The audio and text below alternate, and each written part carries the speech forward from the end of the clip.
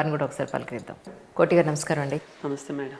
ఇప్పుడు మీ జర్నీ చెప్పండి. మీ native place అంటే మీరు ఎలా అసలు ఆర్ఎన్ రెడ్డి ఐటీ స్కూల్కి వచ్చారనే దాని గురించి. సో బేసిక్గా మా ప్రాపర్ వచ్చేసి చిలుకలూరుపేట దగ్గర ఉప్పలపాడండి. ఓ మాది చాలా మిడిల్ క్లాస్, చాలా చిన్న కుటుంబం.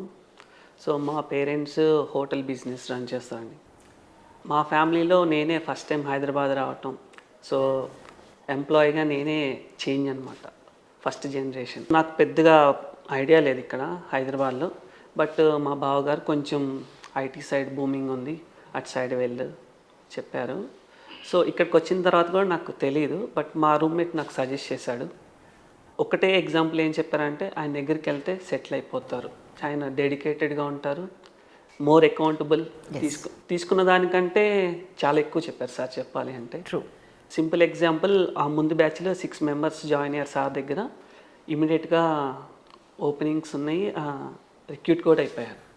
సో అదే నమ్మకంతో వచ్చాను, ఆ నమ్మకం ఒమ్మవలేదు మేడం. ఇప్పుడు ప్రెసెంట్ ఎక్కడ చేస్తున్నారు? అంటే తను 2017 స్టూడెంట్. ఓ ఓల్డ్ స్టూడెంట్స్లో. ఇప్పుడు 17 అంటే 6 years back. Yes sir. Present నేను మైక్రాన్ టెక్నాలజీస్, అది memory based manufacturing company madam. మీదేం ఎడ్యుకేషన్ క్వాలిఫికేషన్ లేక? Engineering electronics madam, ECE. So triple చేసినా ఇంజనీరింగ్ చేసినా ఐటీ సైడ్ రావచ్చు అనేది ఇంతకు మించి టెస్టిమోనియల్స్ మనం చెప్పాల్సిన అవసరం లేదు, అంతేనా సార్? ఎడ్యుకేషన్ క్వాలిఫికేషన్తో సంబంధం లేదు, as you said last time. లేదు, ఇంకా వీళ్ళని ఇంజనీరింగ్ చదివారు.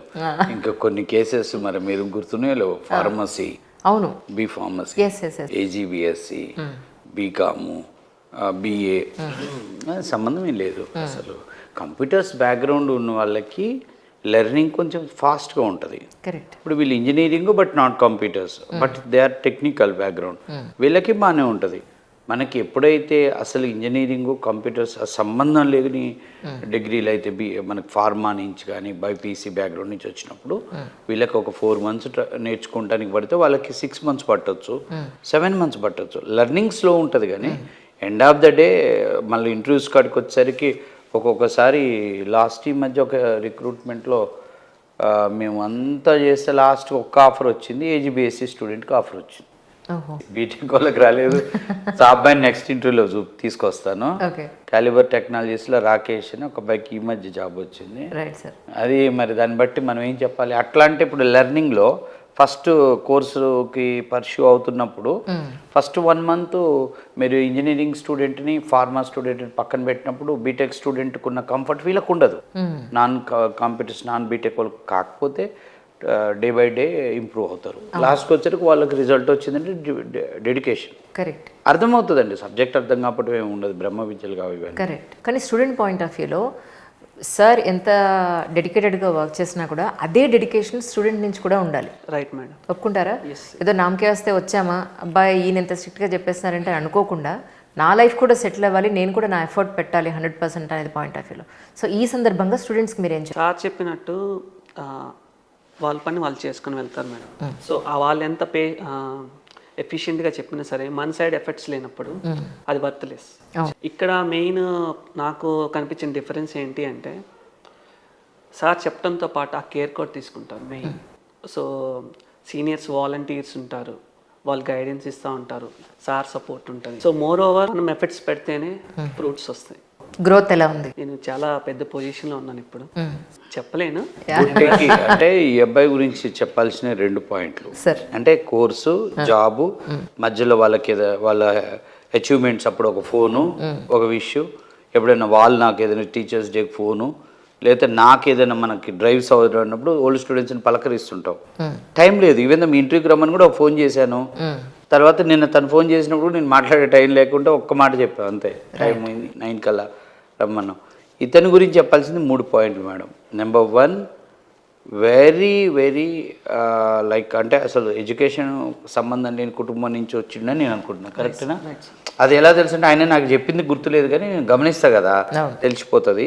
నెంబర్ 2 ఏంటంటే బ్యాచ్లో కోర్సు చేసేటప్పుడు ఎలా ఉన్నాడో ఈ రోజుకి కూడా నాకు తెలుసు అతని ప్యాకేజ్ భయంకరంగా ఉంటుందని.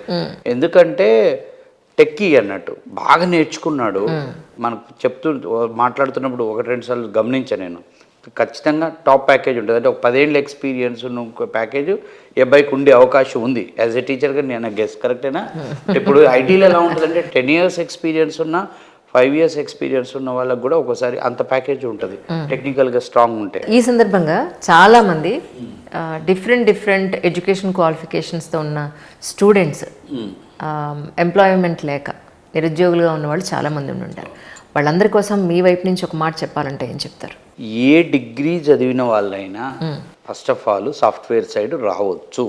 Proper right institute, right faculty తో పాటు వీళ్ళలో కూడా డెడికేషన్ ఉండాలి. ఈ భయంతో అంటే సాఫ్ట్వేర్ వైపు జాబులు ఉంటాయో ఉండవో, సాఫ్ట్వేర్ కోర్స్ మనకు అర్థమవుద్దో కాదో అని వీళ్ళు ఏం చేస్తున్నారంటే గౌట్ జాబ్స్ వైపు వెళ్తున్నారు. బట్ గవర్నమెంట్ జాబ్స్ ఇన్ని ఉండవు కదా. వాళ్ళందరూ కూడా నేను ఇచ్చే ఇన్పుట్ ఏంటంటే ఎక్కడో ఒక్కడ స్కిల్, ఐటీ స్కిల్ ఏదో ఒకటి కోర్స్ చూస్ చేసుకొని ఒక ప్రోగ్రామింగ్ సైడ్ నేర్చుకొని జాయిన్ అయ్యి ఎక్కడన్నా ఒక్కడ నేర్చుకుంటే ఐటీలో జాబ్స్ అనేది ఎప్పుడు ఉంటాయి, ఫర్ ఎవర్. రైట్. సార్ ఎప్పుడు చెప్తా ఉంటారు బేసిక్స్ అనేది మనకి చాలా ఇంపార్టెంట్ అనేది. మనం బేసిక్స్ కూడా ఎంత స్ట్రాంగ్ ఉంటే మనకి ఎక్కడ వర్త్ అంత ఎక్కువ ఉంటుంది మేడం. దానికి మెయిన్ రీజన్ సార్ చెప్పిన బేసిక్స్. నేను స్టిల్ నా జూనియర్స్ కూడా చెప్తా ఉంటాను, basics are more important than knowledge. డెఫినెట్గా మనం చాలా హైట్స్ రీచ్ అవుతాం. మా దగ్గర మెయిన్ స్పెషాలిటీ ఏంటంటే ఫౌండేషన్ గట్టిగా వేస్తాం. నా టీచింగ్లో ఎంతమంది కనెక్టెడ్ అవ్వటానికి కారణం స్క్రాచ్ లెవెల్ ఫౌండేషన్. మనం ఒక బిల్డింగ్ కట్టేటప్పుడు మనం వెనకట తాతలు చెప్పేవాళ్ళు తాటి చెట్లు లోతు తవ్వి కింద రాళ్ళేసి గట్టి మట్టేసి ఇల్లు కట్టాలి, అప్పుడు ఆ ఇల్లు 100 ఏళ్ళు ఉంటుంది అన్నట్టు. నేనైతే ఆ కేరింగ్ బాగా తీసుకుంటా. సో ఆ కేరింగ్ తీసుకుంటాం వల్ల ఆ స్టూడెంటు కంపెనీకి వెళ్ళినప్పుడు పక్క వాళ్ళతో కంపేర్ చేసుకుంటే ఇతని ప్రోగ్రామింగ్ స్కిల్స్ అల్టిమేట్ ఉంటాయి if they follow my words 100%. చాలా మంది ఫీలింగ్ ఏంటంటే ఐటీ జాబ్ అనేది స్ట్రెస్ ఎక్కువ ఉంటుంది అంట. బట్ రీజన్ ఏంటి అంటే వాళ్ళకి కాన్సెప్ట్ క్లియర్గా లేక. ఐటీ జాబ్లో స్ట్రెస్ ఉంటుందా స్ట్రెస్ ఉండదా అంటే నువ్వు ఐటీ జాబ్కి ఒక అర్జునుడిలాగా పోతే స్ట్రెస్ ఉండదు. ఇప్పుడు మన కాడి నుంచి పోయే వాళ్ళంతా అభిమన్యులు, ఆఫ్ నాలెడ్జ్, వాళ్ళు స్ట్రెస్ ఉంటుంది. ఐటీ జాబ్లో స్ట్రెస్ ఉండటానికి కారణం ఓన్లీ రీజన్ సరిగా నేర్చుకోకుండా వీళ్ళు ఇండస్ట్రీకి వెళ్తున్నారు. ఈవెన్ మా దగ్గర జాయిన్ అయితే వాళ్ళు పేరెంట్ అయినా స్టూడెంట్ అయినా బాగా నేర్పండి, బాగా నేర్చుకున్నాక మా వాడికి జాబ్ వస్తే పర్వాలేదు అన్నట్టు ఎవరు ఉండరు. జాయిన్ అయ్యే రోజే ఎప్పుడు వస్తుంది జాబ్. సార్ ఇంతకుముందు చెప్పినట్టు ఎంఎన్సీస్లో వస్తుంది అన్న. అలానే సార్ దగ్గర నుంచి మేము వెళ్ళాం కాబట్టి నేను కెరీర్ కంపేర్ చేసుకుంటే వాళ్ళకి నాకు చాలా డిఫరెన్స్ ఉంది. రైట్. స్ట్రెస్ ఉండదు. సో మనం మోర్ కంఫర్ట్గా ఉంటాం. ఈవెన్ మోర్ యాక్యురేటీ కూడా ఉంటుంది. రైట్. నేను ఎప్పటికీ సార్కి చాలా థ్యాంక్ఫుల్. సార్ చెప్పుకోండి ఇంకా సిఎస్ఆర్ యాక్టివిటీస్ చాలా చేస్తారు. మనవాడు కూడా ఇంట్రెస్ట్. మేము ఒకసారి చేసామా 2 సార్లు 2 times మన క్యాంపస్లో సెల్లార్లో పెట్టి బ్లడ్ డొనేషన్ క్యాంపులు చేసాం. So even I have so many friends from another institutes but they are not that much capable. Even they don't know that much basics. ఇప్పుడు వీళ్ళ కొలీగ్స్ ఉంటారు కదా మేడం, తనలాగా వెళ్ళిన మన స్టూడెంట్స్ కొలీగ్స్ వీళ్ళతో పాటు జాబ్ చేసేటప్పుడు కంపారిజన్లో వాళ్ళకి కొంచెం తెలిసిపోతుంది. వాళ్ళు వేరే ఇన్స్టిట్యూట్లో నేర్చుకుంటారు కదా, వాళ్ళు వాళ్ళ సిస్టర్స్ని బ్రదర్స్ని మనకు రిఫర్ చేస్తారు. అప్పుడు వాళ్ళు ఫోన్లో చెప్తారు, సార్ నేను మీ స్టూడెంట్ కోటి మా కొలీగు, నేను మీ స్టూడెంట్ని కాదు, ఆ డిఫరెన్స్ అయితే ఉంది, అందుకే మా బ్రదర్ని మీకు దగ్గర పంపిస్తున్నానండి. మీ దగ్గర నుంచి వెళ్ళి సక్సెస్ అయిన వాళ్ళ మౌత్ పబ్లిసిటీయే మీకు పోతుంది. వీళ్ళ పర్ఫార్మెన్స్ బేస్తో వస్తాయి. కంపెనీస్ వచ్చేది కూడా అట్లనే మాకు. Exactly sir. Recruitment. Thank you sir. Thank you so much once again. Thank you.